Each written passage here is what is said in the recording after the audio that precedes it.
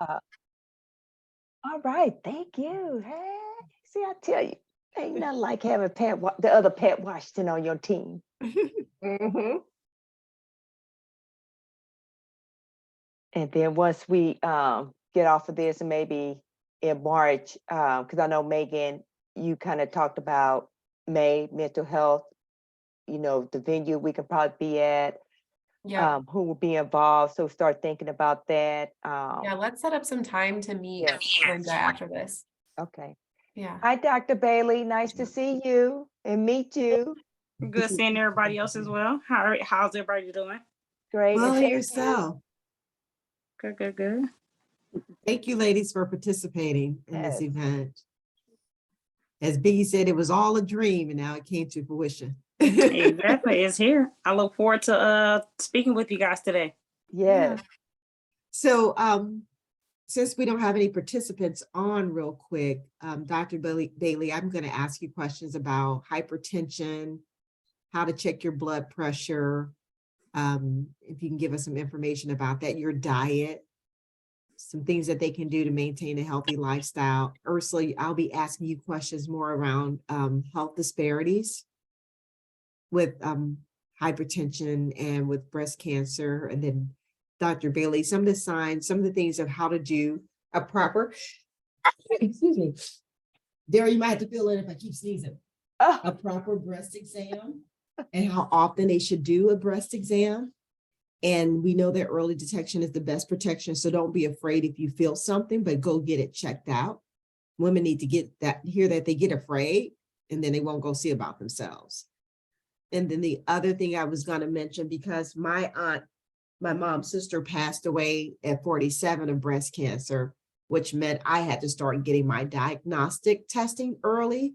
And I had to go before 40. And because I am a breast cancer survivor, my oldest daughter had to start getting her diagnostic testing at 30. So people need to know in that 10-year span, they have to, if there's a history, they need to go get themselves checked out. All right, I'm a little nervous. Just sneaking is driving. Well, they're coming in. Don't be nervous. You got this, Bridget. We all got this. I just don't want to sneeze, so that's why I said, I Dara, know. be ready to put your PowerPoint slides up. I took my allergy medicines already because I don't know if it's the weather changing that just really have me. I have my tissue box here. Look my at you. and my water. Yeah.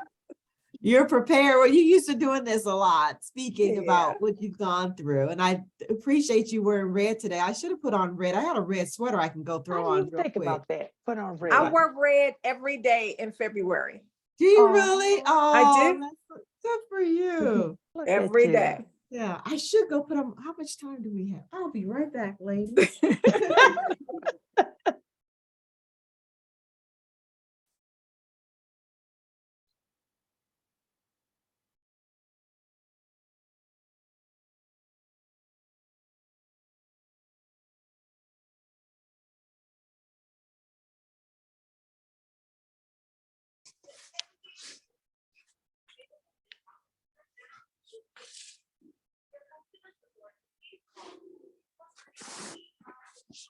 Good evening, Linda and everyone. Hey, Pat. Hi. How are you? We've got a lot of construction going on right above my head, so I'm staying on mute. But for those who were inquiring about how to take a screenshot, if you are on a Mac or an Apple product, if you hit Command-Shift-4, you can outline how you want to frame your screenshot and it'll take your shot for you. Awesome. Thank you. I've been taking some and I'll share them with Linda and she can share out as appropriate. Thank you so much. And if anybody's having, I'm thinking, Linda, are you able to see everybody who's logged in, who's joined? Yes, I can see everyone who's logged in so far. Yes. Okay, because it says there's some people waiting in the waiting room and I don't have a waiting room enabled. So I just want to make sure we get everybody in. Okay.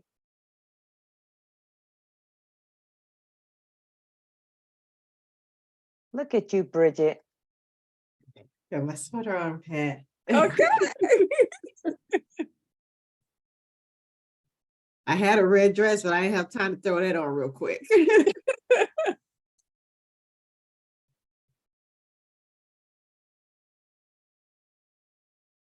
Good evening, ladies who are joining now. So good to see your beautiful faces. Wow. Gotta go downstairs. There go my Paula. Wow.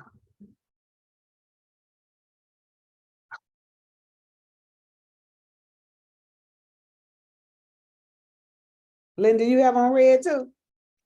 No, no.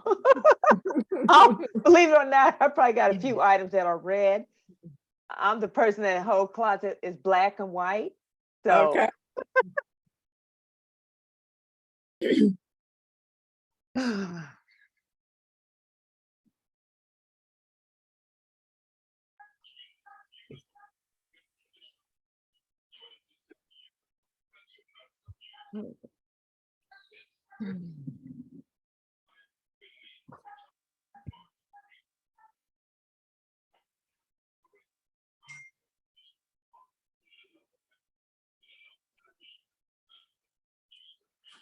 So Linda, is your whole class going to join, to that cohort group going to join tonight?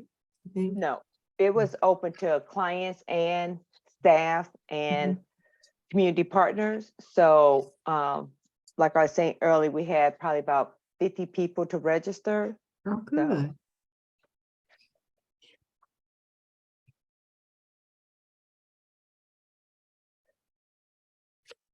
And thank you, Megan, to send it out to the Mercy staff. Yeah, we got it out into our neighborhood ministry newsletter, and then it went out on Mercy social media. So, Awesome. Thank you for doing that. oh, in our Ferguson Community Advisory Council and Yes. our patients. So that was good. Yes.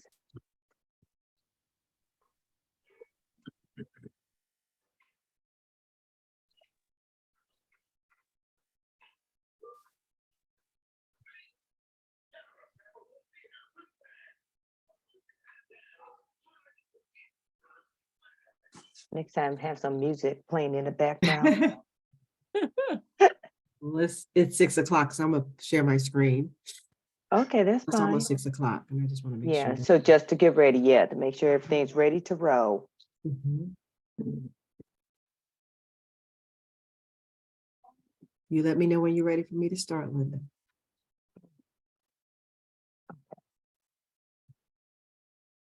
Give it about a minute and we're gonna go ahead and get started because I like to respect everyone's time. For those who are on this Zoom, this presentation is being recorded just to let you know.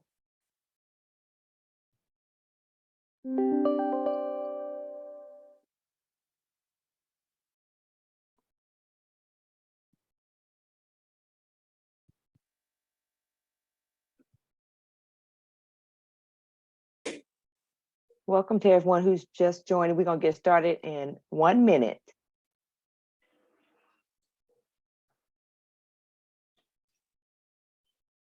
Black Files investigator Chris Hayes beginning our team coverage with more on So can I have you please mute? If everybody could please mute? after them. What a sad story.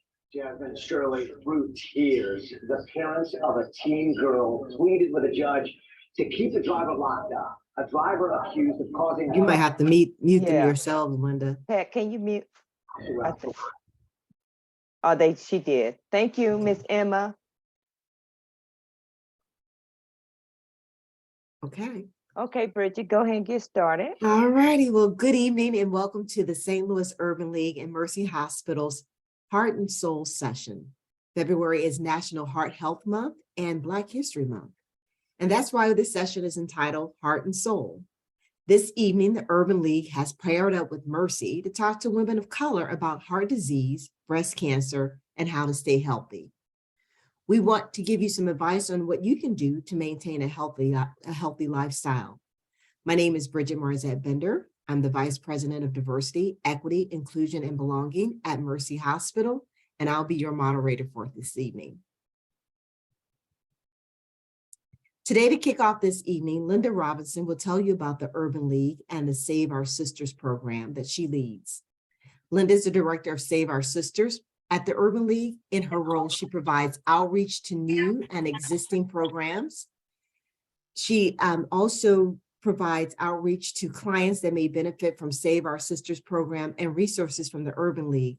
Linda also implements community outreach programs and group facilitation and collaborate with other organizations to empower and inspire women to become successful on their journey and today successful in staying healthy. Please welcome Linda Robinson. Thank you guys so much for joining. I appreciate it so much. Just to give you a quick overview of the Urban League, you know, we're all about empowering community and changing lives. So with that being said, Urban League offer resources to the community to help them to sustain a life, to help them when they're in their time of need, and just to be there for the community. I don't speak much about them. They're in the media. Everybody know what they're doing. They're doing great work at the Urban League under the leadership of Mr. Michael P. McMillan, who's a great visionary and really understand what the community needs and try to be there in every aspect. As far as Save Our Sisters, like Bridget mentioned, Save Our Sisters here to empower women. I work with women 18 years and older to see what their needs may be and try to help them with those resources to maintain a better life or what success looks for them, whether it be personally or professionally. That's my goal, is to help them out. So before we get started, I would like everybody to please go on mute so we won't have background sound. If you can do that, and we're also recording this presentation. So thank you, Bridget. You're welcome. Next, we have Dara Webb, who's the Executive Director of Population Health at Mercy Hospital. Dara is a result-driven healthcare executive with more than 15 years of experience in various settings, including community health, consulting, and large integrated health systems. She is currently the Executive Director of Population Health for Mercy Clinic. Most recently, she put her passion for community health into action by leading the COVID-19 vaccine clinics for Mercy. Active in the community, Dara holds seats on the boards of the Urban League, Operation Food Search, and Care St. Louis Health, and she's a cabinet member of the Charmaine Chapman Leadership Society. She provides her expertise to future professionals as adjunct faculty at Webster University, Harris-Stowe State University, and Washington University. Civic Leadership Program participation with the St. Louis Business Diversity Initiative and Focus Impact Fellows position Dara to be selected for the incoming Leadership STL cohort. She's looking forward to the new opportunity and integrating key learnings from the program into her daily work. In her free time, Dara enjoys traveling, and she enjoys just having a great time and going to concerts. Dara's going to be checking the chat box throughout this program, and she and Linda and Megan were instrumental in putting this program together. Welcome, Dara. Dara's also going to end the program by giving you guys some resources that you can utilize at Mercy. So let's talk about our panel. We have a distinguished panel of guests tonight. So we have Dr. Anna Bailey. Dr. Anna Bailey is a graduate of the University of Illinois College of Medicine in Chicago in the specialty of internal medicine at Mercy Clinic Primary Care on Chippewa. Dr. Bailey completed her internal medicine residency at Mercy Hospital, St. Louis. Dr. Bailey has wanted to be a doctor since she was in kindergarten and was exposed to healthcare through nurses in her family. Shadowing physicians solidified her desire to be a doctor as she observed physicians. My screen stuck on me. Assisting patients to overcome different illnesses. Dr. Bailey uses the support she receives to provide compassionate care with a special focus on patients with diabetes, hypertension, and underserved patient populations. Dr. Bailey values providing hope and being alongside her patients to support them in their illness, treatment options, personal needs, and caring for her patients as part of her family. Dr. Bailey focuses on alleviating suffering so that patients can live the life they want to have, a good quality life, not just quantity. In addition to medicine, Dr. Bailey is active in her church and community. Her many talents include drawing, painting, and baking. We also have Ursula Wright, who is the Vice President of Care, Redesign, and Optimization, and a nurse practitioner at Mercy Hospital. Ursula Wright is originally from St. Louis, Missouri. After completing her Bachelor of Science Nursing from Webster University with the Nursing Department Honors, she completed a Master Business Administration degree with a focus on healthcare from Lindenwood University and subsequent Master of Science in Nursing, Family Nurse Practitioner from Maryville University. She was inducted into the Sigma Theta Pi International Honor Society of Nursing. Ursula is a member of numerous professional organizations, including the American Association of Nurse Practitioners, American College of Healthcare Executives, and St. Louis Nurses in Advanced Practice. Ursula holds a certification as a family nurse practitioner from American Nurses Credentialing Center and a certification in leadership from St. Louis University. She is a GE certified Lean Six Sigma Black Belt in Process Improvement. Ursula is a graduate of St. Louis Business Diversity Initiative. Ursula has authored numerous presentations for professional organizations, including Mercy's Pathways and Augmented Intelligence at the Machine Intelligence Conference at Stanford University. Ursula has received numerous awards for her healthcare innovation, including the Gateway to Innovation, Innovative Project of the Year for improving quality and reducing cost and clinical pathways. Ursula is the 2022 St. Louis American Salute to Excellence in Healthcare awardee. Ursula's practiced as a nurse practitioner treating adults and pediatric patients at Mercy Go Health Urgent Care Centers.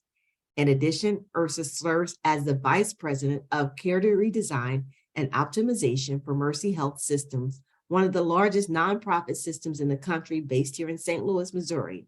Her direct responsibilities within the Office of Clinical Excellence includes oversight of the development, implementation, analytics, and optimization of evidence-based clinical standards and tools embedded within the electronic health records used throughout Mercy, including the entire continuum of care, inpatient and outpatient. Ursula has served at Mercy for the last 23 years.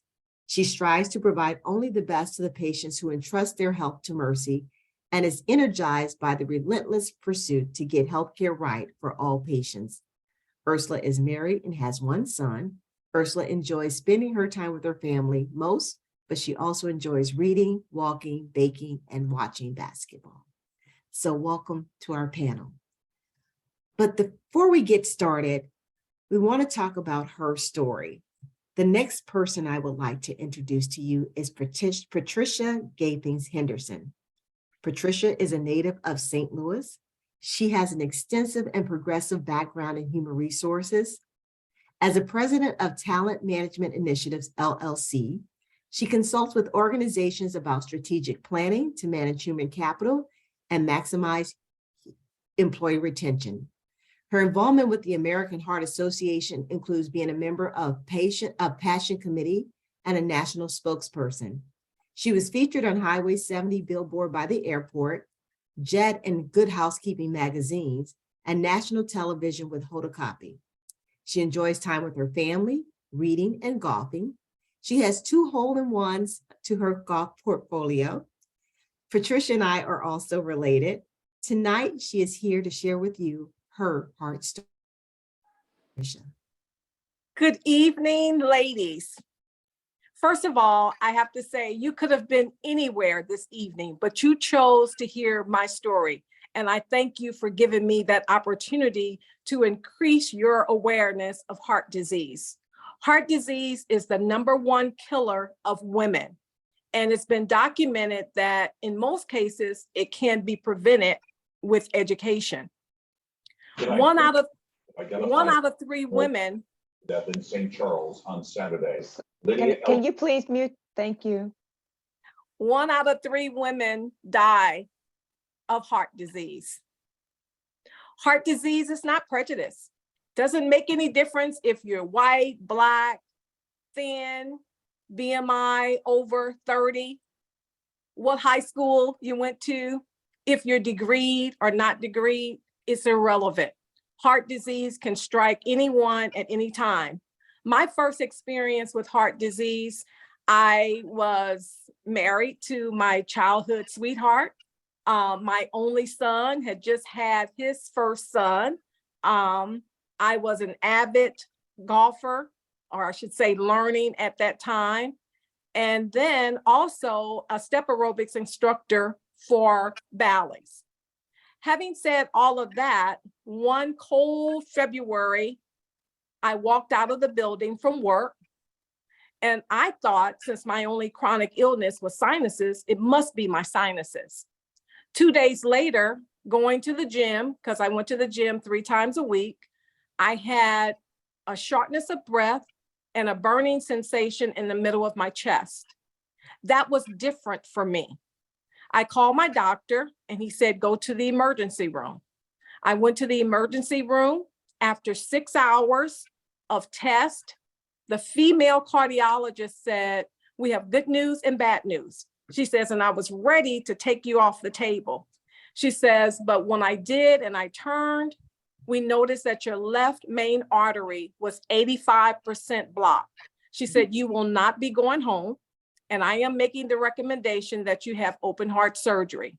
That is the surgery where they saw your ribs to open up and get access. And I'm being graphic about it because oftentimes people say, oh, you had a stent? No, I had open heart surgery. So what happened is that I went into surgery on a Sunday. I came out and I was doing fine.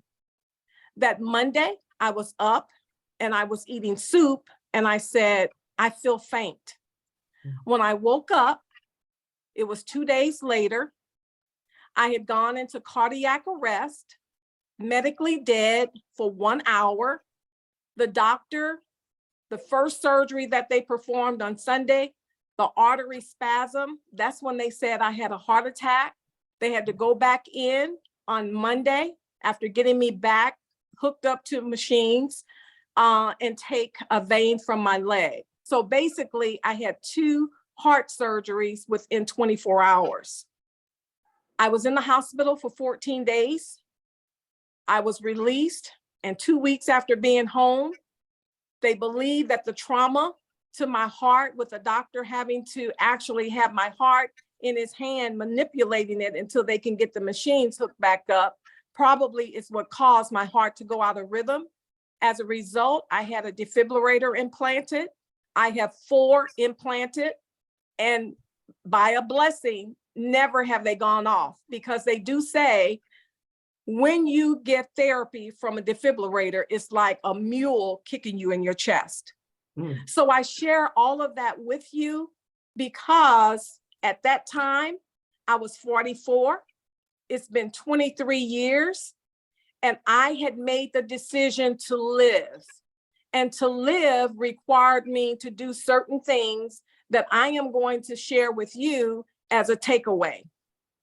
One, you must have a primary care physician, because your primary care physician is the one who advocates all of your treatments, or who you need to go to, what you need to do. And if you're not satisfied with that primary physician, then you get you someone else that you feel comfortable with. The other thing, your annual checkups, make sure you go to those. And when you go to those, know your numbers. To have a doctor tell you, oh, everything's good, that is not enough, because as Black females, we need to know our numbers. We need to know the normal range, and we need to know our numbers to see what do we need to do to make sure we stay within those normal ranges. And then we need to move. That doesn't mean that you have to do a marathon. When I first came home from the surgery, I could only walk 2 minutes. The next week, I walked 5 minutes. And each week, it seemed like it was getting better, but at the same time, it was very strenuous for me. So you find something that you enjoy, find someone that you enjoy doing it with, and you do that. Whether it be 15 minutes, a half hour, whatever, allow time for you. Because as a rule, women, we are nurturers. We are caregivers. We will take care of others before we take care of ourselves. We would say, oh, I'll get to that later, but let our child get sick, our husband sick, our parents sick. we respond and get them the care that they need. And we need to start doing that for ourselves. The other thing is eat healthy. Eat as healthy as you can. I am not perfect. I love cake and I can overindulge eating it. I love pork rinds and I know that's full of salt, but I monitor it. So I'm not perfect when I am giving you these takeaways. I'm letting you know that do the best that you can, because with me having 2 surgeries in less than 24 hours, yes, I was doing all the right things, but had I not, I would not have been able to survive those 2 surgeries. And that's what the doctor kept saying. You're too young. And if you had not been on the regimen that you were, you would not have been able to help me help you still live. And then I share, have a good support system, because during, or I should say before, during, and after, I've had my husband, I've had my favorite cousin, I have had other special family and friends around me to help me. Anyone that visited me in the hospital, I would say, let's walk down the hall, walk with me. If you came and visited me, please walk with me to the kitchen, walk with me outside. I had one girlfriend that said, oh, I love this. This is the only time in the world that I can beat you walking. But I was determined to get my strength and my stamina back. The other thing is, you are the CEO of your body. Your body talks to you. Listen to it. As I explained in the very beginning, my symptoms were only shortness of breath and a burning sensation like indigestion. Some of the other symptoms that women have with heart disease, some of them say it feels like the flu. There's pain radiating, across our back. But whatever it is, as the CEO of your body, listen to it. And when you experience something different, react to that immediately, just like we care for others. And then we plan our vacations. We plan when we're going to buy a car. We plan when we're going to buy a house. Let's plan to have a healthy heart life. Thank you. Thank you, Pat. That was excellent. I was taking notes as you were speaking. So I'm going to show this video, and it's called The Power is in Your Hands. And like Pat was saying, there's a lot of power that we have in our own lives to be our CEOs of our bodies, and we need to plan what we need to do. But just like she said, she had that sharpness in her chest, and she was losing her and sharp breath and that pain in her chest. If you would have noticed Pat as she was leaving work and was having that sharpness and that shorter breath, what would you have done with that? So this video shows you that if you see someone experiencing a heart attack, at our fingertips. this is what you do. Inspiration in our touch and power in our hands. Our hands, gentle enough to hold the next generation, yet strong enough to build movements that can change the world. Our hands can build relationships, frame ideas, and empower communities.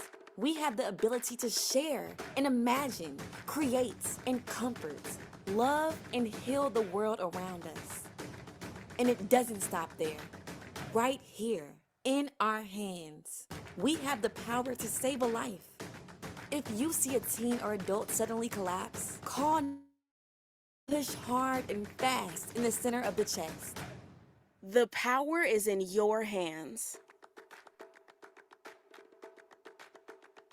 Not only do we have the power in our hands, We have the when we see something like that, we have the power in our minds to change the way we live and to keep a healthy lifestyle. So let's chat about that. And we'll take time at the end to ask Pat questions about her experience too, if you guys have questions.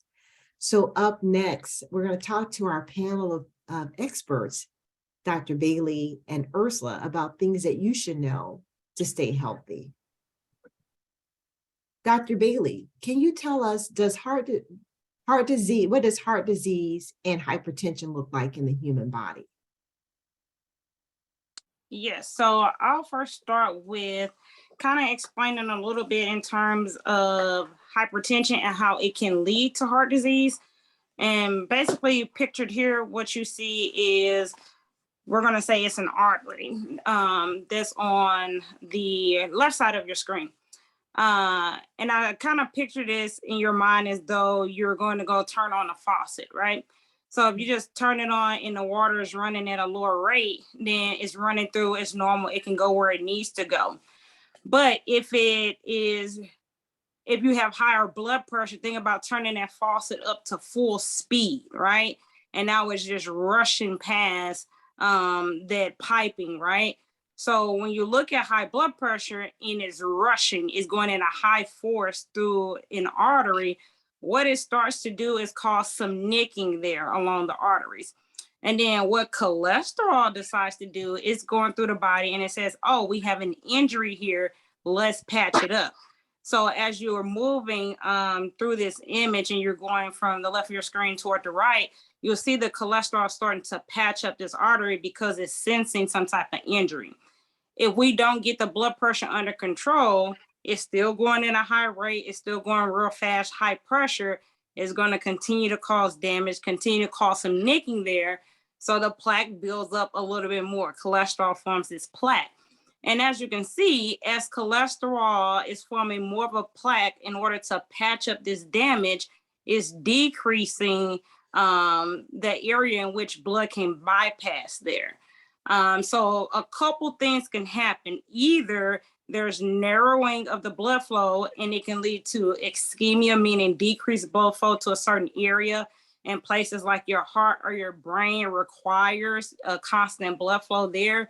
So that's how it leads to heart attacks and stroke, right? The other way it can lead to a heart attack or stroke, that plaque is really unstable. It's not supposed to be there. It's like a temporary patchwork. So for some people, you're still getting that blood flow at a fast rate going through there. It can actually knock off that cholesterol plaque. And then that's known as an embolic stroke because it travels in the body and it can get lodged in these smaller arteries or veins. So that's a couple of different ways in which high blood pressure itself over time, because this is something that happens over time, not in a couple of days, that's how it can lead to heart attack and stroke. So that's why I tell people, yes, silent killer, because you don't feel this going on in the beginning stages, right? You may say, let's say on the third picture where you see some of the plaque buildup, you get up, you want to go exercise, and you're like, oh, well, when I move around and if I do some strenuous activity, I may feel lightheaded or have some chest pain. But when I relax, then there's no more chest pain. So some people kind of say, hey, well, I just won't exercise as hard. They kind of ignore some of that. So that's how, yes, high blood pressure can be a silent killer because over time it does damage. And then you get to the point where the damage causes other conditions in the body. So if you look at the right side of the screen, is showing the different complications that you can get outside of heart attack and stroke. The other biggest one is kidney damage because the kidneys are kind of sensitive to pressure. So if you're having high blood pressure, it starts to affect the kidneys, and you see it first on lab work is what I tell people. So I know we got some questions or some things coming up in terms of what to look for. Look at your lab values. The one in particular is either BMP or CMP, and it's going to have a creatinine level on there and also a GFR. It tells how well your kidney is functioning and how it's filtering things in the body. As you see your creatinine start to rise and GFR starts to lower, then you should start to wonder, question, why is my kidney function starting to lower? And one of the answers might be, do you have high blood pressure and is it affecting your kidneys? Okay. And then it can affect other organs too, but those are the big ones. You think about brain in terms of stroke, heart in terms of heart attack, and then your kidneys in terms of their overall function. Okay. So we know that high blood pressure is the #1 cause of heart attacks and strokes for African Americans. What number should they look for? We talk about the hypertension. What number should people look for with their blood pressure? What's a Right. safe So number? normal we shoot for is 120/80. Okay. Then people can get pre-hypertension. So that means top number is around 130. bottom number is 80s to 89. So you're at the pre-hypertension stage.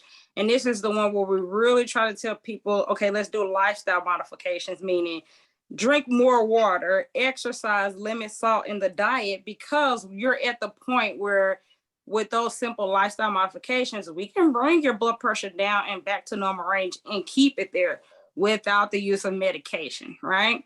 Once you hit 140 to about 159 top number, and then the bottom number over 90 to 100, you're at stage 1 hypertension. And then that requires one medication, right? But sometimes we do give people a pass depending on where they are. We give you a couple weeks to see if you do initiate lifestyle modifications, can we bring you back down to closer to your goal? Maybe not completely normal, but closer to your goal, right? And then you have stage 2 hypertension. That's when the top number is greater than 160, by numbers greater than 100. Sometimes we see people 110, but then you're borderline at stage 1 hypertension or more hypertensive urgency or emergency. If you come in my office, which I had patients before, completely asymptomatic, meaning no symptoms, blood pressure 200 over 100. I'm like, what are you doing, right? And then we check labs, and if I see signs of kidney damage, I say, oh, you're at hypertensive emergency, because now you're at the point where you're starting to show signs of organ damage, right? So we have to get that blood pressure down. We don't do it fast, because if I try to bring that person's blood pressure down to normal like that day or the next day, they may actually feel worse off, because some people, they've gotten used to living with their blood pressure at a higher rate. So you bring it down a little slower so you don't precipitate other symptoms. But a good blood pressure, 120 over 80, if it's a little higher, then we work on these lifestyle modifications so that we don't have to start medications for people. I see one of the questions just popped up, can you reverse it? Absolutely. And you reverse it through lifestyle modifications, right? And everybody always says decrease salt in the diet, right? We live in Western culture, United States. So a lot of the foods have sodium in it, right? So that's why it's best to prepare your food, eat more fruits and vegetables, because you really can't control the amount of salt. And let's say even if budget, lifestyle, out of convenience, you can't really control a lot of it, definitely do not add salt. So table salt, that's a no-no, okay? So get rid of that altogether. And then we say drink more water, but what does that really mean? I tell people a good measure in terms of how much water you need. Age old, yeah, the whole 8-ounce glasses, yada, yada. No, what you do is take your weight in pounds, divide that in half. That's how many ounces you yourself should have. And I tell people in summertime, you might have to drink more water than that, because you're losing a lot of water just simply because it's hot, okay? So it's your body weight in pounds. So let's say if you weigh 150 pounds, then that means you should drink 75 ounces of water, because that's half of 150, okay? So then again, some people may have to drink or consume a little more water than others, and that's fine. And then exercise. If you've never exercised or you don't have a steady routine, don't go try to train for a marathon, right? You're gonna kill yourself, right? So I tell people, you go slow and you work your way up. We want 3 times a week for sure. And then 30 minutes each time. That's like the minimal. But if you haven't done that and you can say, hey, doc, I can only do 10 minutes. Give me the 10 minutes you can do. And then in a couple weeks, make it 11. And then you keep working your way up until you can do at least 3 sessions, 30 minutes, and you kind of switch it up. Do water burpees if you have, let's say, joint pain, arthritis. At least you're doing something. The water takes the pressure off the joint. So I tell people I have a no excuse approach. I don't care what your excuse is. If you're like, well, doc, I can't really stand for a long time, do this chair exercise. Well, doc, my back hurt when I lay in bed, do these bed exercises, because they have bed exercises, right? So no excuse. There's something you can do in terms of exercise. So we work on salt and diet. You want about 1,200 to 1,500 milligrams there. Increase water based on body weight, and then exercise. That alone will help you to bring blood pressure down. And I'm an advocate. If you don't need medication, let's take you off. And as you work on things and I see your blood pressure coming down, let's decrease this. Let's try you off of this medication and let's see how you do, because it is possible. And people make the statement all the time, well, a high blood pressure runs in my family. No, it does not.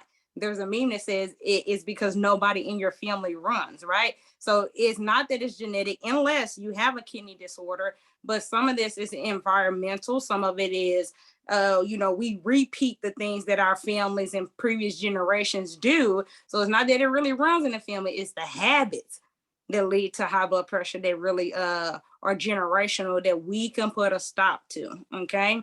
And just in terms of lifestyle and the things that we do. Couple of questions that came in through the chat. Mhm. Is it true if a person goes on blood pressure medicine, they are on it for life? Nope. And like I just said, I trust me, I have plenty of patients. And they tell me, hey, doc, I want to come off this med. I said, well, let's work on the plan to come off of it. And another thing, let's say if you come in and you're stage 2 hypertension, technically by guidelines, you should be on 2 medications, right? So to decrease some pill burdens for patients, I'll look and see, does this medication, these 2 meds, exist in a combination pill? So it's kind of like you're taking one, right? It's like tricking the brain, like, well, I'm taking one pill, but it's a combination pill, right? But just because I start you on a medication, it does not mean you stay on it for life. We try to do some of these lifestyle modifications and see if they help. But for some people, some of the damage is done where you might have to be on a low dose medication just to keep you in normal range. And again, it's important because if you look at this picture, we don't want that cholesterol plaque to keep building up, right? So we want your blood pressure good so it's not causing damage to these arteries and veins. Thank you. Are kidney stones associated with heart disease? Not necessarily. There's a couple different factors in terms of kidney stones itself. Some of it is surgical related. So people who have history of gastric bypass procedures, especially Roux-en-Y, they're more predisposed to kidney stones. Dehydration is the biggest cause for people. Not getting enough calcium in your diet is also a factor for kidney stones. And then some people have a genetic component, more so in men, where their bodies don't produce enough citrate that helps to break down anything that might precipitate in the kidneys. They're more predisposed to kidney stones, but there's no direct link to kidney stones and heart disease. Okay. And you talked about salt, and a lot of people use Morton salt. Could you use like Himalayan salt as a substitute, or Mrs. Dash? Now, Mrs. Dash is a good one because it doesn't have sodium in there, right? That's one of the first seasons that came out to kind of help people. You say no salt, then people like, well, how do I season my food, right? And if you're like my dad, because he has a lot of heart stuff, and when he was first told this, he was like, I can't do this. I can't do this. Like, I can't eat food with no salt. And I'm like, yes, you can, right? So yes, you have the, and I was like, and you will. So you have the Mrs. Dash, and I tell people, there's other seasonings, right? If I was to open up my cabinet now, it's like full of different seasonings.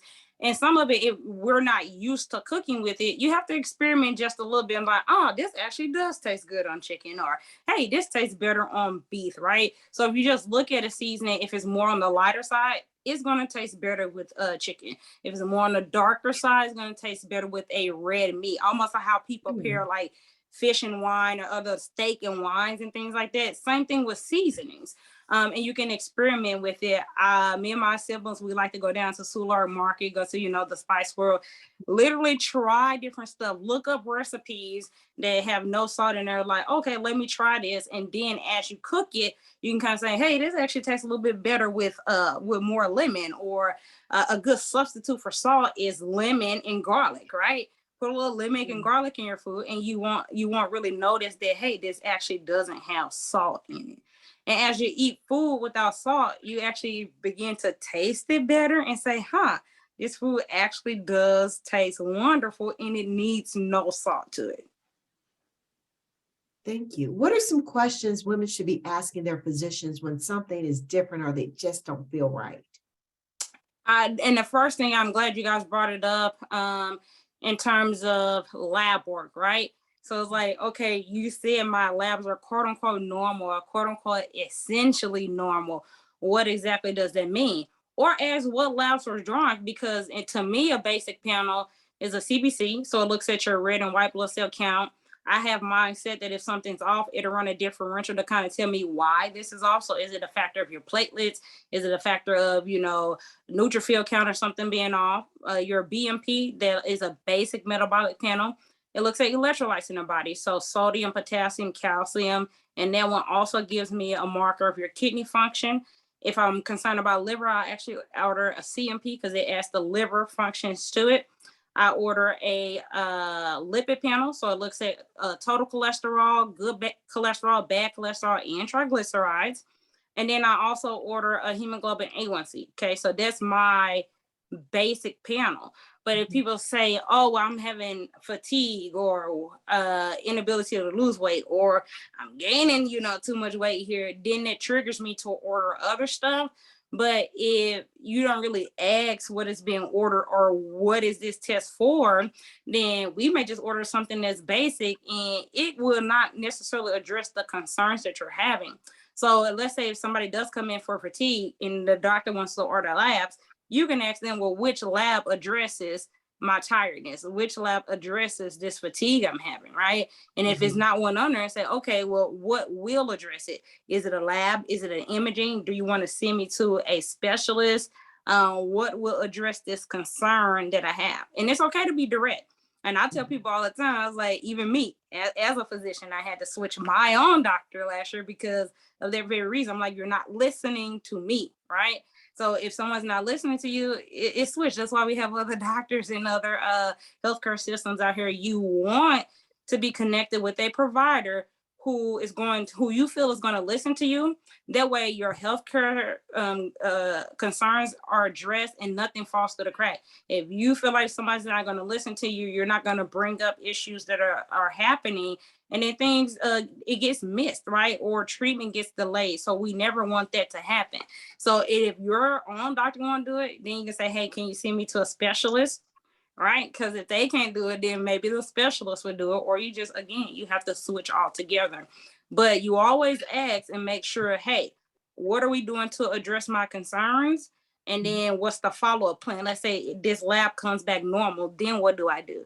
Because I always give patients a follow-up. I say, okay, if this comes back abnormal, this is what we're going to do. If it comes back normal, here's the next step, or here's the game plan. That way you get buy-in from each other and nobody's left guessing, well, what do I do next? Okay, thank you. Going back to the salt question or the sodium question, what is the daily amount of sodium intake one should take? It depends, but if we're working on low sodium, about 1,200. Okay, some people have like a 1,500 salt restriction, and it just depends on what do you have going on. So if you have high blood pressure, you need to be on that lower side. And then you can tell certain foods, especially things that are frozen or pre-prepared. Sometimes you look on the back, you already be there. A can of soup, sometimes I already get you there. So you really have to watch the sodium levels if we're working on heart disease prevention. Thank you, Dr. Bailey, and please keep your questions coming through the chat. All right, well, let's talk about disparities, healthcare, heart disparities. Ursula, you want to tell us about that? Explain what disparities of heart disease are. Sure. Appreciated the comments from Pat earlier, because really when we think about heart disease and stroke, it can affect anyone, but there are some groups that have conditions that are more prevalent that can increase the risk for cardiovascular disease and thus heart attack and stroke. So as we look at this graph here, this is actually data you'll notice from up until 2017. So historically, heart disease has been the leading cause of death for most racial ethnic groups. Actually, the only ones that it isn't is Asian Americans, Pacific Islanders, and Hispanics. It's second only to cancer in those groups.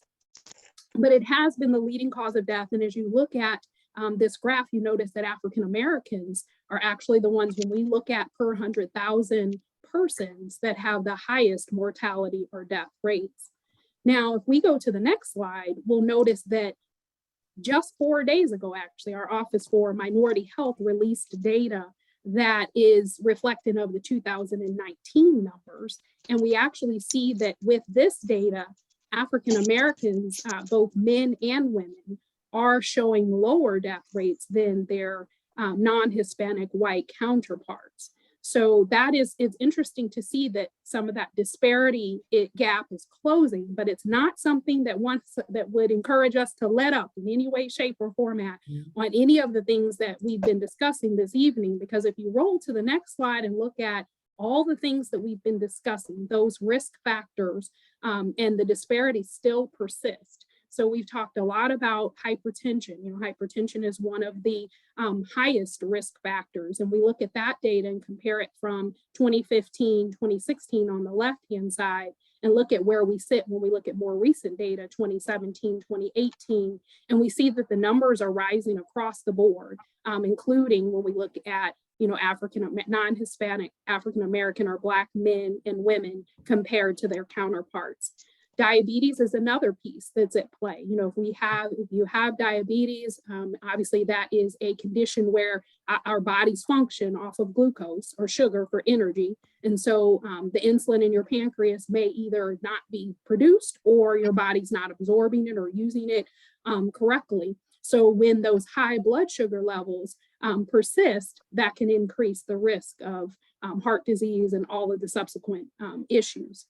Obesity, you know, Dr. Bailey talked a lot about different behaviors and ways that we can manage lifestyle-wise. Obesity is linked to heart disease, of course, and it does come back to that cholesterol. You know, Dr. Bailey talked about knowing our numbers in terms of that lipid panel. That's something that we really do want to look at, because there's a couple different types of, you'll hear LDLs or bad cholesterol that basically carries cholesterol back to those injury sites and those plaque sites that she showed, versus your HDLs, which actually carries it away into your liver so that it can be broken down. And so we want to know those numbers, you know, usually around your total cholesterol, you know, less than 200 LDLs. We're looking, and these are general guidelines for those to be, you know, less than 100. HDLs around, you know, 40 or above is what we're looking for. And then triglycerides usually lower than 150. So knowing those numbers and having some relativeness, you know, a lot of times now with our electronic health records, you can log online, you can see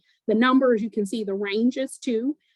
And so that's something that you can do if you don't use a computer, you know, if you have a trusted, you know, family member that can help you navigate through it too, or as you're talking to your provider, you know, you can have them discuss the numbers and the actual value so that you have that information. But hypertension is something that definitely continues to contribute to the disparities that exist for African Americans in particular, and diabetes, obesity, and high cholesterol all contribute to that. If we go to the next slide, we've talked a lot about this information, but just didn't want to show the disparities without basically talking about how do we prevent it. And I think that Dr. Bailey hit on most of these, but others that we want to think about is like smoking. Even if you're not a smoker, even secondhand smoke can contribute to and increase your risk for heart disease. Carbon monoxide that comes from cigarettes actually reduces our body's ability to carry oxygen. It actually replaces the little carriers on your hemoglobin that takes oxygen throughout your body. Carbon monoxide replaces kind of a seat on the car, so to speak. So, you know, normally there should be 4 oxygen moving through your body, and maybe 2 of them are carbon monoxide and only 2 are oxygen. So that, you know, hurts your body as well. And then we talked about the weight and the exercise, really anything that you can do to increase that, and the nutrition. And then alcohol is another piece. You know, we want to be careful that we're looking at alcohol intake as well, because that can raise blood pressure levels, and sustained use of alcohol at more than the recommendations that are out there, you know, 1 drink a day for women, you know, 2 drinks a day for men, but, you know, just monitoring that consumption also is important. It also can increase triglycerides. So remember that component of your lipid panel. And then I'll kind of transition a bit. I know we've been talking a lot about heart disease, but I know, Bridget, you had asked me to just talk a little bit about breast cancer as well, because that is also another spot where we need to, you know, be careful of different disparities that may exist. So for African American women, we have a lower incidence actually and rate of breast cancer, but still have higher death rates. And so as we look at these charts, because I know they may be harder to read, when you look at the one on the left-hand side, the light pink bar is really showing the incidence, And the dark pink bar is showing the, the comparison of African-American incidence rates to non-African-American incident rates. And so as you look at the first bar, you can see the white female, and then the second bar is your Black or your African-American female. And you'll notice that the incidence is not higher for African-Americans, but if you go over and look at the bar that's on the right-hand side, you can see a lot of different numbers. But if you pay attention to the light pink, that's really the 5-year survival rates for African-American women. And regardless of what the category is, when the breast cancer is diagnosed, it is a lower survival rate, regardless of any of those aspects that are outlined there. So it certainly is an area that we continue to see disparities. And Black women, even younger than 50, have death rates that are twice as high as their counterparts when it comes to breast cancer. And the screening rates, we don't see those increasing. So we continue to see, this sustained disparity over, decades. We want to go to the next slide. May just want to close it out a little bit here to discuss some of the ways that we can protect ourselves or prevent breast cancer. So I know that during the opening, there was maybe some conversations about screening. So it is important, the difference in really screening is basically when you don't have any symptoms, making sure that you're doing things like, even in your normal activities, knowing the contour of your breast, knowing how they normally look, and whether it's a self-exam or if it's just during your bathing or your normal activities of dressing, looking and observing your breast for any sort of things that may look different, whether it's color or skin context or whether you feel a lump or not, because the sooner that we can identify it and follow up with testing, then the better the prognosis. So I might pause there, Bridget, and just see if there's any questions. Yeah. I thought I saw one in the chat. We'll go back to the slides that you talked about with hypertension and heart disease. And one of the questions was, what are some symptoms of diabetes? And should this be part of a normal physical exam? Yes, typically, and I don't know, Dr. Bailey, you may want to take that one. I can either or. Yeah, I can take it. One of the things that kind of get my antennas up for diabetes, if someone comes in and they're saying, hey, I'm going to the bathroom a lot and I'm drinking a lot of water, right? Because what happens is the glucose level or blood sugar level is higher for people. So the body wants to get rid of that extra sugar. So it's going to try to pee it off. So it's going to make you more thirsty. And even if you don't notice that you're drinking more water, people will look at you like you're at dinner, like you already have 4 glasses of water. What's going on over there? Okay. And then you're always going to the bathroom. So that's a sign of you should be tested. And usually that's kind of first before you get some of the other symptoms of lightheadedness or numbness and tingling in different parts of the body. The first sign is usually you're drinking more water and going to the bathroom more because the body's trying to get rid of the excess sugar. And yes, it's usually on your basic screening labs known as a hemoglobin A1C. So we look at that to say, is it normal or you're pre-diabetic or do you have the status of diabetes? So we know that marijuana just became legal a couple of weeks ago in St. Louis or in Missouri. And someone asked, how much of a risk are people who smoke marijuana of getting hypertension or heart disease? I can still take that one.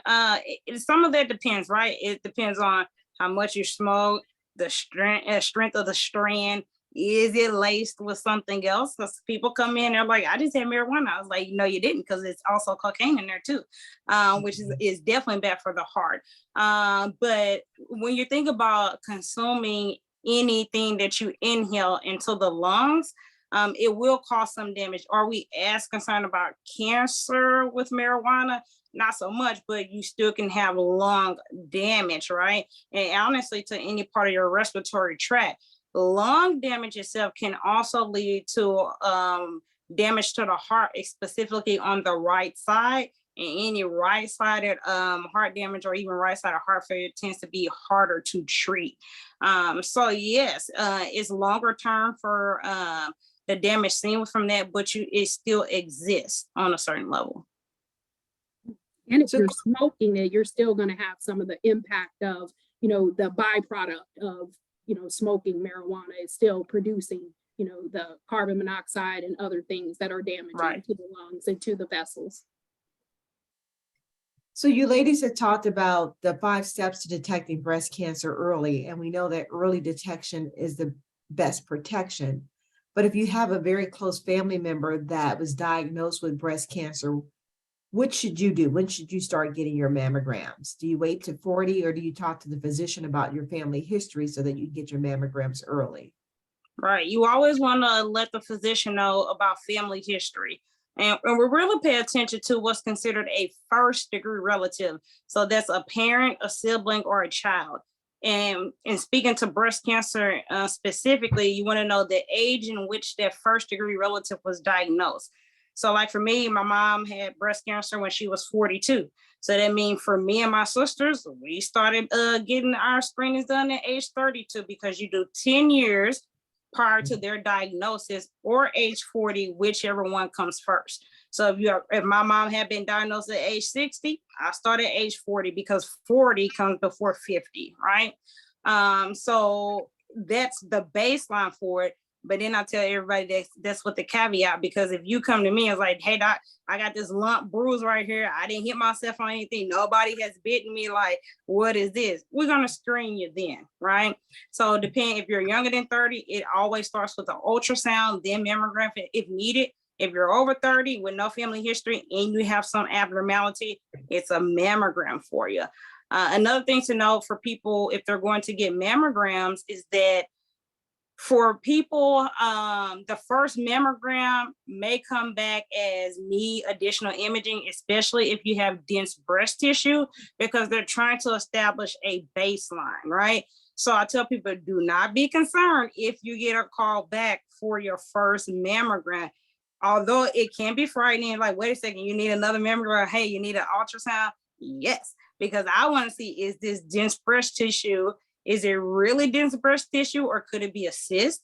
Could it be a lymph node? Could it be something else, right? So if something looks even just slightly off and that's your first mammogram, you're going to be called back and they're going to establish a good baseline. And from there, all your other ones should line up in terms of them being able to just use your first mammogram and compare any changes, okay? Ladies, as Pat said about heart disease, it doesn't discriminate, and nor does breast cancer. I'm a 2-time breast cancer survivor, and I did not feel a lump. I went in for a mammogram, and I started at 40 because my aunt passed away from breast cancer at 47. So early detection is really the best protection. It's been 17 years for me. And it's true. And can I say this real quick in terms of heart disease? Women in general, let's say signs of a heart attack, women don't always have your traditional, I feel this left-sided chest pressure, or elephant sitting on my chest, arm pain or jaw pain. For some women, they can be nauseous and it just will not relent. Like they're taking Tums, they're taking this other stuff, like, hey, doc, I just been nauseous for a day or so. That can be their sign of a heart attack. So women, especially older women, tend to have what we call atypical signs of a heart attack. So if something is really off in you and you're like, man, it's going on for hours and hours, go get checked out, right? Because it's not always as obvious in women.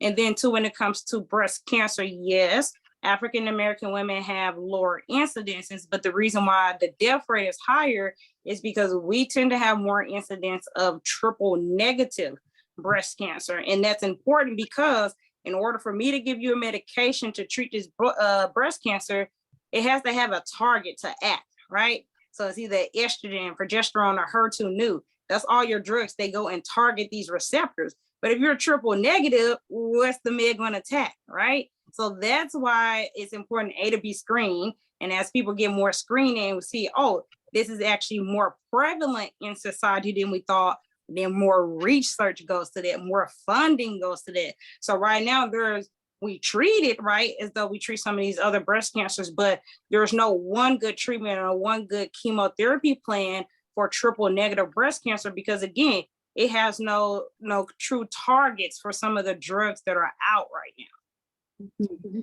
Are underrepresented women, especially Black women, in major research trials? And I assume this is for breast cancer.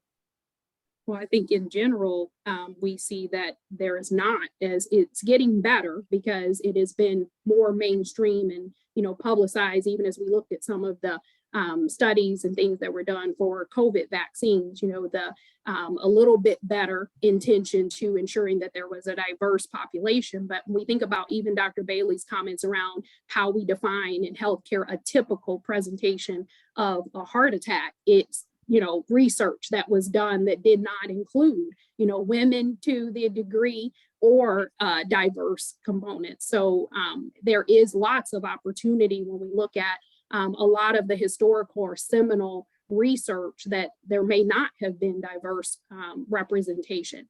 Now, as we see research that is happening, we are getting better, but certainly not where we need to be to have, complete and appropriate representation of the different populations that will be serviced by that research. I was lucky enough to be put into a major research trial because I had HER2 positive, which was an aggressive cancer. It's a 5-year life expectancy. Like I said, it's been 17 years. It was tough, but I was glad that I got into it. Someone said they had a heart attack during a work meeting. I thought I was having a hot flash. I've had anxiety about my heart since then. What advice do you have for those of us who have had heart issues to deal with continued anxiety? Now that is a little tougher, right? Because anytime you have something that's life-threatening, heart attack, or I tell people difficulty breathing, that's another one, then you can kind of become a little more on edge or more alert to just subtle signs and symptoms. But one, knowing signs and symptoms or what are your signs and symptoms of, let's say, heart disease, heart attack, then that's more reassuring because you can say, am I having this sign or this symptom? The other one is knowing in terms of medication, where you are right now in terms of treatment. Are things stable? Is your blood pressure okay? So that's more reassurance for you to know, like, yes, this happened, but where am I? So that's where your peace comes in there. Am I being appropriately treated for it? And is blood pressure controlled? Is this controlled? Do I feel comfortable with my healthcare provider? So if I come to them like, hey, I'm anxious, this happened, are they going to address it or look at me like I'm crazy? It's little steps like that that can help bring reassurance to you that, hey, I'm on the right track. And if, again, something feels off or you have it changed from your normal, that's when you bring it back up to either your primary care doctor or your cardiologist, okay?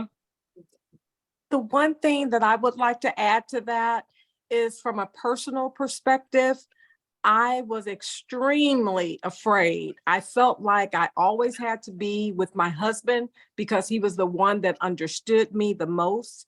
And I think what really helped me that we've not discussed here is I did go to a therapist because with me being in human resources, I know the importance of having the counseling. So I did go to a therapist. I went to a female because once you go through something like that, and for me, no one in my family had heart disease.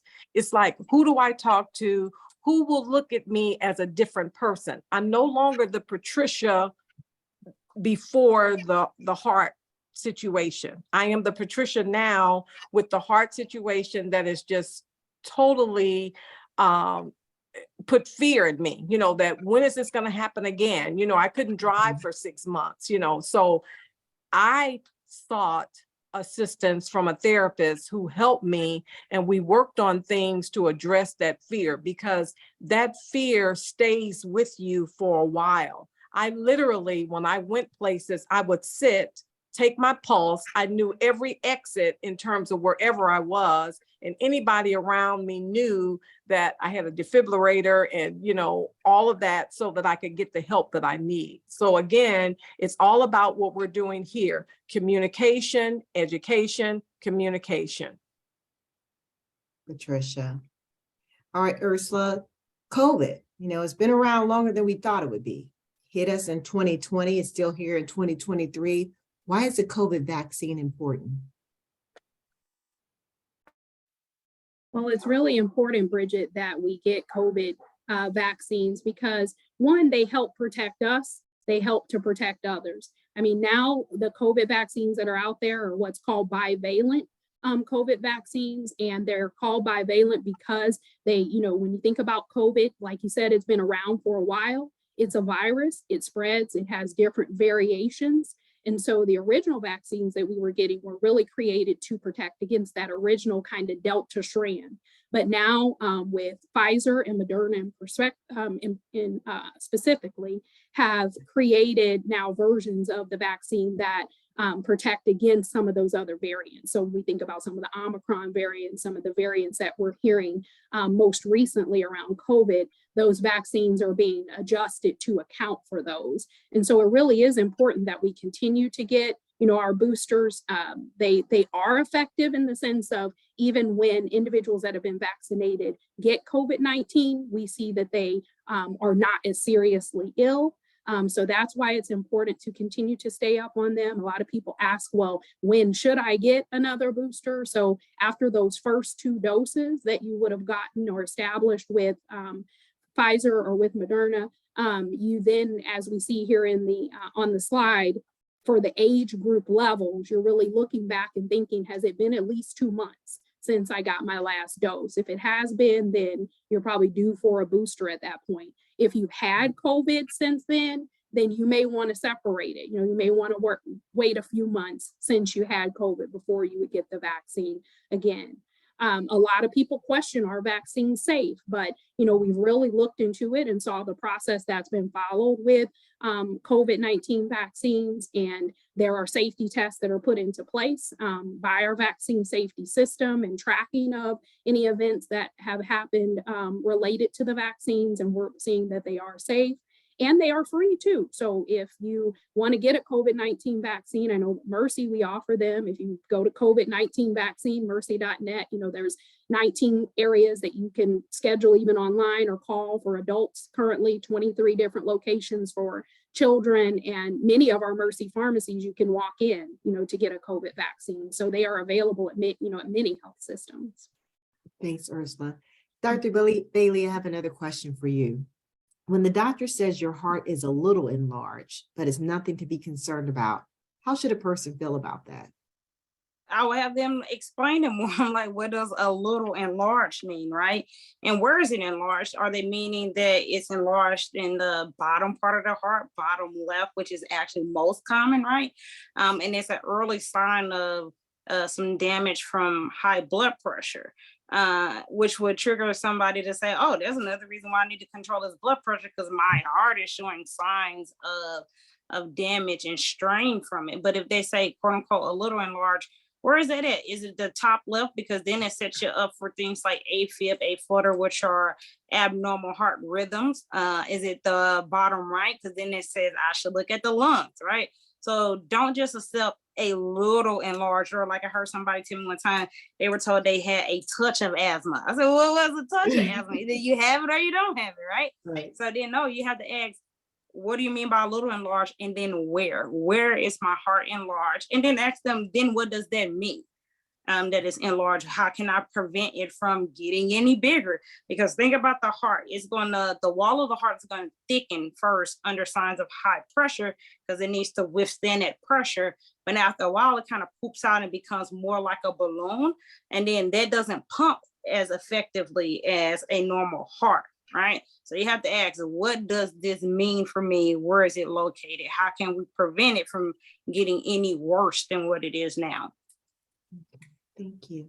We have a few more minutes, so if you guys want to continue to ask your questions through the chat, I'm going to ask each one of the panelists, what is the one thing, and I'll start with you first, Patricia, the one thing you want people to know? If there was one piece of advice that you could give the folks that are on this call today, what would that be?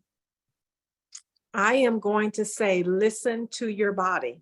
It definitely talks to you, and it lets you know, usually, when something's going on. A lot of times we think that, you know, oh, I didn't even know that. If we think back, there was something that was going on that should have triggered a reaction. So I'm going to say, listen to your body.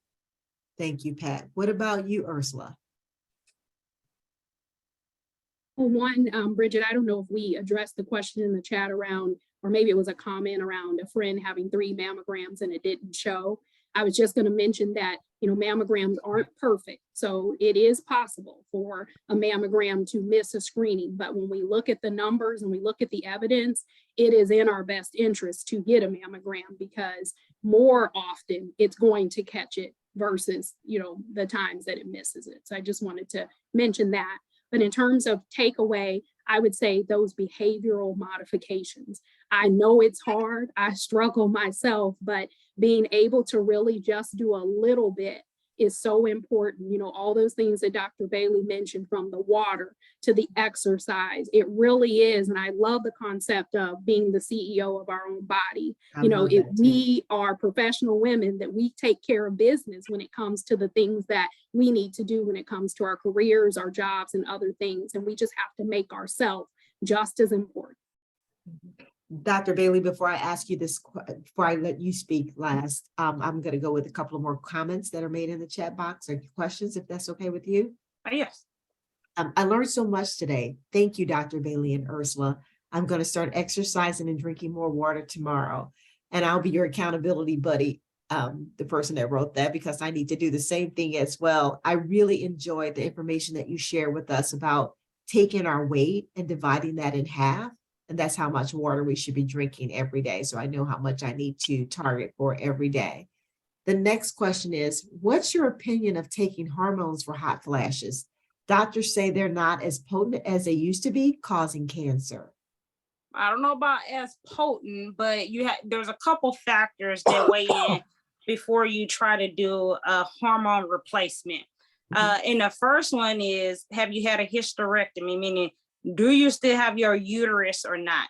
If you still have your uterus, you should not be on estrogen replacement alone, okay? Because then that sets you up for different types of uterine endometrial cancer. You should, now being on low dose birth control for a short term, then it might be okay. But it has to be combination if you still have your uterus there, meaning it has to have a component of estrogen and progesterone. So most birth controls have that, unless it's like a mini pill, which only has progesterone in it.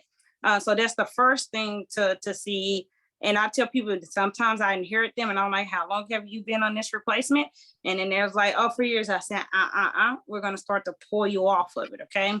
So mine is about 6 months. Pull people off, see how you do. And then there's other things we can do to kind of help with hot flashes that's more natural. I tell people multivitamin that contains vitamin D, vitamin E, and zinc. That's your first one. And then you can add in some primrose oil before we jump down the line of, do you do hormone replacements? Then there's also a medication called Paxil. It's in the family of an antidepressant, so that throws some people off in terms of starting it. But it was the first one that was FDA approved to treat hot flashes and PMS symptoms. So I tell people, again, let's do it for about 36 months. Let's pull you off of it and see how you do, okay? In terms of treating hot flashes in and of itself. So yes, to a certain extent, you can do some hormone replacement, but other factors go into that in terms of, like I said, have you had a hysterectomy or not? So then they can know which one to rightly put you on. Okay. Dara, I don't know if you're still on the line or not, but did you want to talk about setting up a primary care provider? Oh, before she come on, I have a question. It was too long to write. So you know how people are not taking medication because of side effects, or they don't want to feel like put poison in their body, so they're going the holistic route, the natural route. What do you tell your patients about that? Maybe they were on the medication and all of a sudden they want to go holistic route. They don't want to put anything in their body that's not natural. What are, the effects of that, or even on the medication and trying to do natural, the interaction between the two? And I tell people, no med is without its side effect, even your more natural stuff, because too much of anything is bad. I have people who take too much of a certain vitamin. I said, that's why you're having joint pain. You're taking too much of this, right? And I go over side effects with people. when you get the package insert, let's say from medication, it doesn't necessarily say, oh, 10% of people might experience this. Only 1% of people, it doesn't put it into perspective, the prevalence or the percentage which some people report said side effect. So I try to go over it with people. So let's say if I'm going to start them on medication, let's pick lisinopril, right? So it's a common blood pressure med. Some people in the African American community try to shy away from it because they know, oh, well, some people get, lip swelling or, facial swelling from it.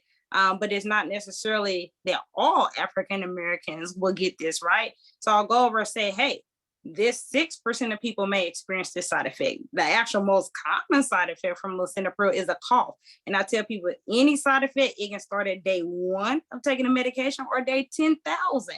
Because I have some try to argue with, like, doc, I've been on this for 20 years. I say, yeah, you need to stop it because now you're having a side effect from that medication. So side effects 1 can happen at any point in time. I go over, if a doctor tells you like, hey, some people may experience this from medication, you ask them, well, what's the percent, right? Because it could be only 1% of people would experience this side effect. And I don't have a crystal ball to say if you will be in that 1%.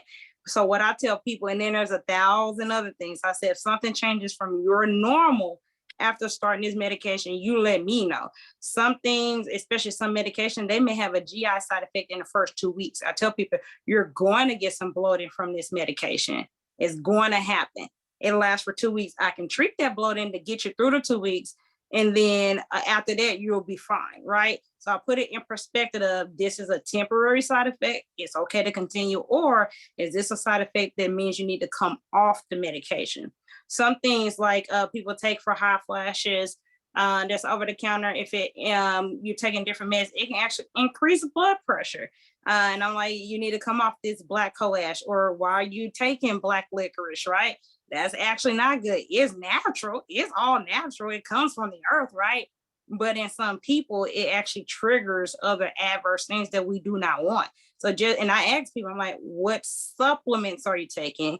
And then I have to also ask what herbal, products are you using? Because people think it's fine, but it's not. And especially in men, they do a lot of the protein supplements and they come in with palpitation. Like, oh my, I got this chest pain. I'm like, stop this random protein stuff that's causing it. And when they stop it, magically things go away, but it's all natural, right? I can buy it over the counter, so it's good.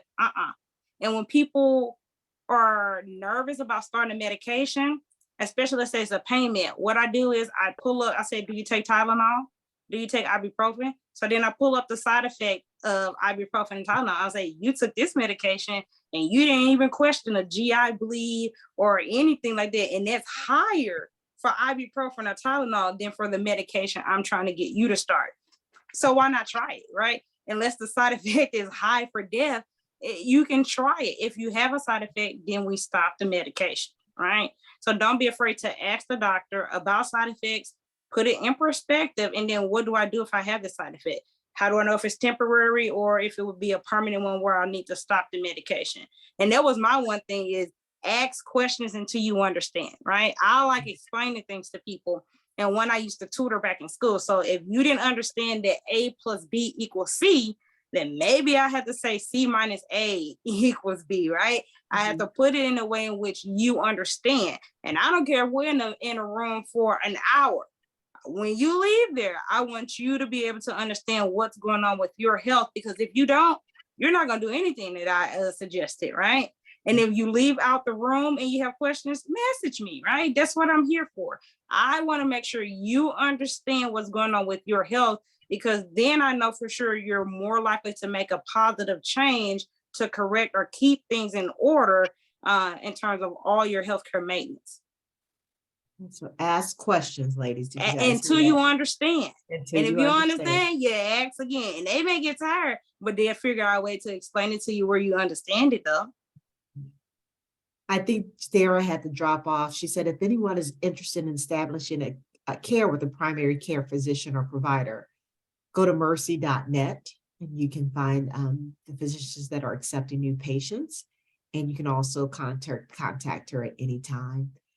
That's all that we have for you guys this evening. I want to ask a couple of more questions. But thank you all for your time. Thank you, Dr. Bailey. Thank you, Ursula. And thank you, Pat, for your time, and Pat for sharing your courageous story. Thank you. Thank you so much. And thanks everyone for joining. I appreciate it. The next one will be coming up in May with Mercy. I have three Oh, more make little it- comments. okay. Dr. Bailey, are you accepting new patients?